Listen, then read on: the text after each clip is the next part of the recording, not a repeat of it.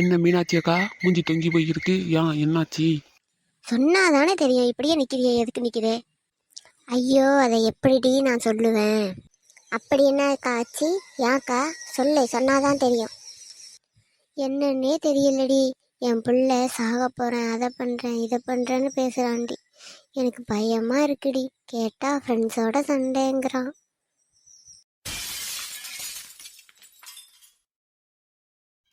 வேறு உனக்கு என்ன பைத்தியமா? அவன் அப்படியெல்லாம் சொல்ல மாட்டான். கனவு எதுவும் கண்டியா? எனக்கு தெரியும் அவனை பத்தி. இல்ல நெடுவாளி, அவன் சொல்றான் நெடுவாளி.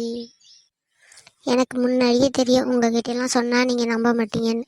ஏன்னா இதை என்னாலே நம்ப முடியல. எப்பயும் நான் அவனை பேசுறது தானே, அதே மாதிரிதான் இன்னைக்கும் பேசினேன். ஆனா அவன் சாக போறேன், அதை பண்றேன் இதை பண்றேன், அவங்களுக்கெல்லாம் என்ன பிடிக்கல, நான் இருக்கிறது தான் பிரச்சனை அப்படின்னு பேசுறான். என்னக்கா, அவனை பத்தி நல்லா தெரியும்க்கா. அப்படியெல்லாம் பேசுற பையன் இல்லக்கா, அவன் நல்ல போல்டான பையன். நல்லா கேட்டீங்களா? அவனுக்கு வேற எதுவும் பிரச்சனை இருக்கா? அவன் ஃப்ரெண்ட்ஸோட சண்டை போட்டாலும் இப்படி பண்ண மாட்டானே. புதுசா இருக்கேது. எனக்கு என்ன பண்றதுன்னே தெரியல. ரொம்ப கஷ்டமா இருக்கு. நான் என்ன பண்ண போறேனோ? இங்கே ரெடி, சும்மா புலம்பிக்கிட்டு இருக்காது. அவன் அப்படிப்பட்டவெல்லாம் இல்லை. வேற ஏதோ பிரச்சனை இருக்கு. கேளு, ஒழுங்கா கேளு, இல்லை நான் வரட்டுமா? இல்லடி, உன்கிட்ட எல்லாம் சொன்னேன்னு தெரிஞ்சா அவன் என்ன சொல்லுவானோ தெரியல. இல்ல வேண்டாம், நானே பார்த்துக்கிறேன். எனக்கு ஒரே ஒரு பிள்ளை. இங்க பாரு மீனாட்சி அக்கா, சும்மா அவனை ஏதாவது சொல்லிக்கிட்டே இருக்காத. விடு, கொஞ்ச நாள் அவன் போக்கில் விடு, பார்த்துக்கலாம். அப்புறம் எதுவும் பேசுகிற வேலை வச்சுக்காத அவனை. அவனை ஒன்றும் சொல்லாமல் பேசாமல் வச்சுருந்தா அவனுக்கு நாளைக்கு நல்ல லைஃபு கிடைக்காதுல்லடி. அதுக்காக தான் நான் பேசுகிறேன். அவன் நல்லதுக்கு தானே பேசுகிறேன். அது ஏன் அவனுக்கு புரிய மாட்டுது? இங்கே பாரு மீனாட்சி, அவனுக்கு நேரம் சரியில்லைன்னு நினைக்கிறேன். இல்லாட்டி அவன் இப்படியெல்லாம் பேசுகிற ஆளே கிடையாது. வீடு கொஞ்ச நாள் போகட்டும், ஒன்றும் சொல்லாத. சரிடி, நான் வீட்டுக்கு போகிறேன். நான் போய் அவன் என்ன பண்ணுறான்னு பார்க்குறேன். நாளைக்கு பார்ப்போம். சி, இந்த கார்த்தி என்ன இவ்வளோ கேவலமாக இருக்கான்? நான் அவனை என்னமோ நினச்சேன், இப்போ கடைசியில் தெரியுதா? அந்த காவியா சொன்னது உண்மைதானே? இவனை தான் நான் கண்மூடித்தனமாக நம்பியிருக்கேன். அவள் சொன்னது அப்படியே நடக்குதில்ல.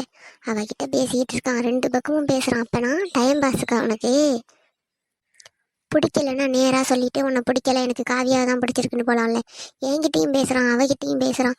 அவளுக்கு தெரியுது என்ன லவ் பண்ணுறான்னு, எனக்கு தெரியல. அப்போ என்னை ஏமாத்துறான் அவன்.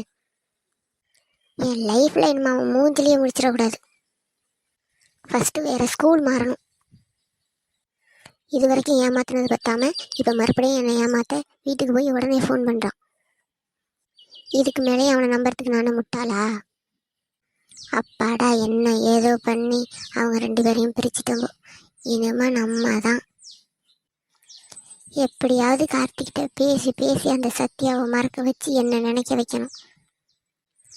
என்ன பார்க்குறீங்க? இனிமே ஹீரோயினி இந்த காவியா தான், அந்த சத்யா இல்லை. கார்த்திக்கு ஃபோன் பண்ணி பார்ப்போம், என்ன பண்ணுறான் ஏது பண்ணுறான்னு. பேசாமல் விட்டா ரெண்டு பேரும் சேர்ந்துருவாங்க. பேசிக்கிட்டே இருக்கணும், அவங்க ரெண்டு பேரையும் சேர விடவே கூடாது.